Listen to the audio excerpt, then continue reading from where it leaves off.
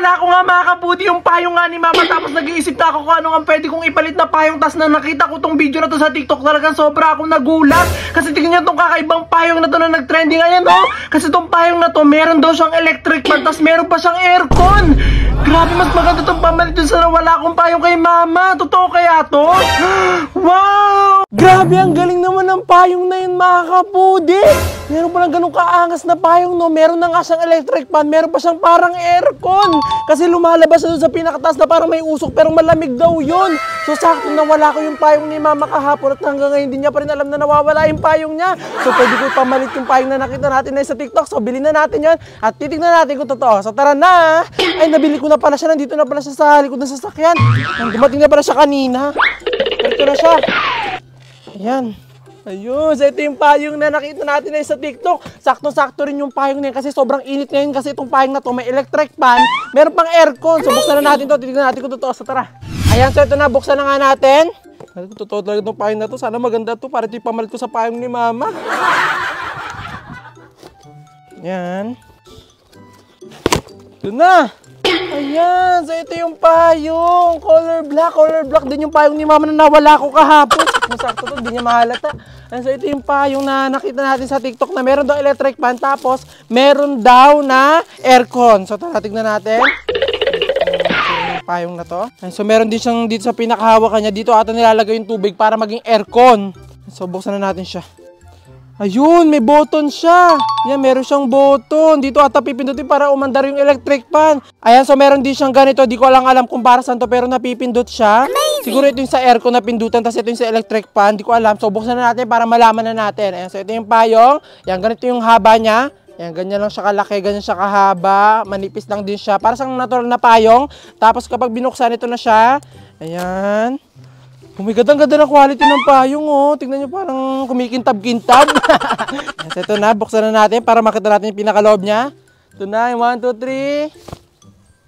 Oh my God! Ito yung loob niya. Wow, parang may pinakano dito, para ditong may panghuli ng isda. Parang may net. Ayun, no, para dito may panghuli ng isda yung ginagamit ng mga mangingisda kapag nanguhuli sila sa mga ilog-ilog. Ayan, ang ganda ng payong. Tapos ito yung pinaka-electric fan niya. Ayan, nasa loob. Ayan, itong pinaka parang hélice niya. Ayan, meron diyang pinaka-electric fan. Ayan, so dito rin pala sa payong na to, meron din siyang charging. Ayan, charging port. Ayan, kaso ang pang-charge sa kanya ay Type C. Ayan, so maganda rin siya. So try na natin. Tingnan natin kung gagana agad yung electric fan kapag pinress natin tong button na to. Ayan, may button kasi dito. Try natin i-press yan.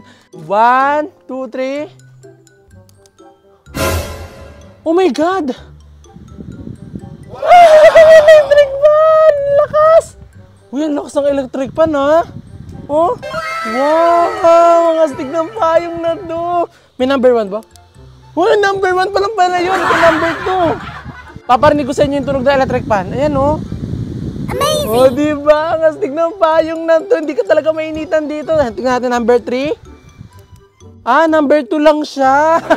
Diba? Hindi na tayo mainitan habang nasa labas tayo. Tapos gamit-gamit yung payong na to. So, try naman natin yung aircon niya kasi alam ko may aircon daw to. Yung lumalabas daw parang usok na malamig. So, tara. Patay muna natin tong electric fan niya.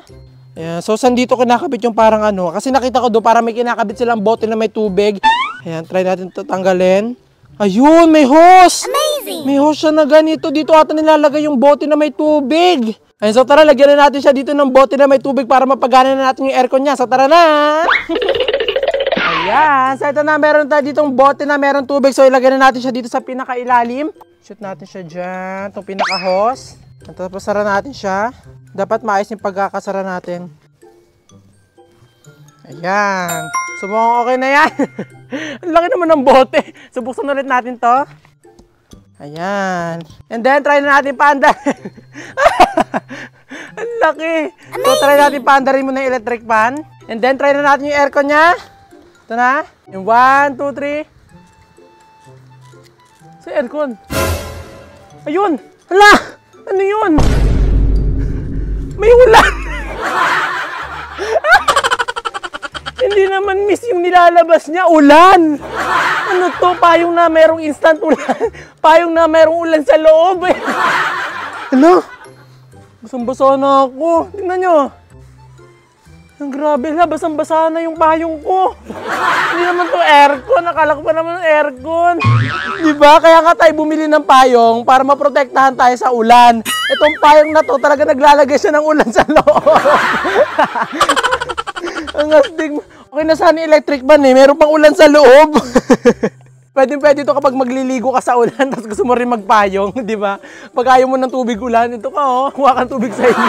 Gamitin mo itong payong na to kasi tignan nyo, umuulan talaga siya. Oh, di ba?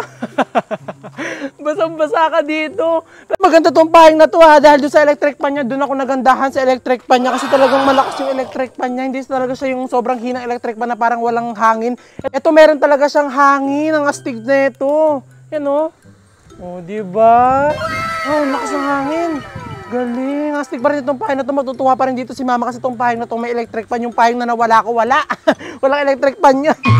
Bibigay ko to kay mama. Matutuwa siya dito sa pahing na to. Kaya naman, kung gusto nyo rin ng ganitong klaseng payong, ilalagay ko sa comment section kung saan ko ito binili. Hay, astig! Sige na, bye-bye! Ang ganda ng pahing na to. Tutuwa sa mama dito.